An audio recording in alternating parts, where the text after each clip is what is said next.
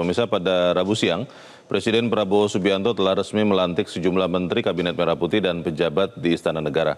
Pelantikan ini berdasarkan keputusan Presiden nomor 96P tahun 2025 tentang pemberhentian dan pengangkatan menteri dan wakil menteri negara tahun 2024-2029. Menteri baru yang dilantik Presiden antara lain Jamari Caniago sebagai Menko Polkam, menggantikan Budi Gunawan. Kemudian Erick Thohir yang sebelumnya menjabat sebagai Menteri BUMN dilantik sebagai Menpora, menggantikan Dito Aryo Tejo.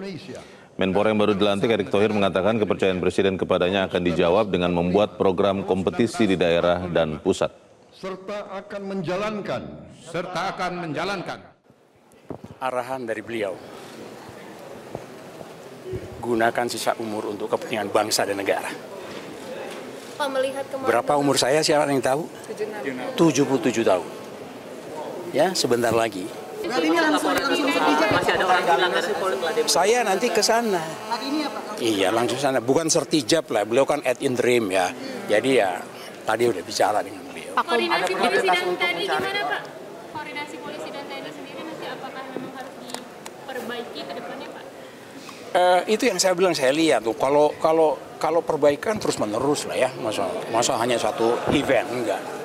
Summit yang jelas memerlukan dukungan semua, terutama dari kalian untuk kepentingan ke depan kita. Ya, Pak Prabowo, kita harus bersatu. Enggak ada lagi cerita lain. Kalau kita ingin menjadi bangsa yang baik, mari kita bersatu bersama-sama untuk menghadapi bangsa ke depan. Gitu. Jadi nomor satu, yang pasti saya mendapat penugasan oleh Bapak Presiden. Ya, tentu saya sebagai profesional dan tentu sebagai pembantu Presiden saya tegak lurus.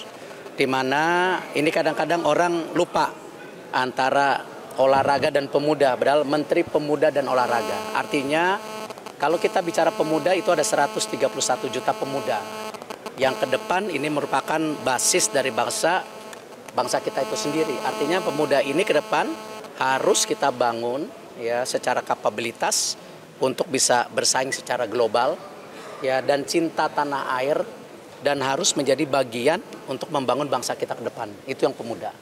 Untuk olahraga sendiri, tentu nomor satu, olahraga harus menjadi alat pemersatu bangsa. Olahraga adalah duta bangsa di dunia. Artinya kita harus menaikkan marwah dan martabat kita dan kedikdayaan kita sebagai bangsa. Dan juga olahraga ke depan harus kita dorong banyaknya kompetisi di daerah dan pusat sebagai apa?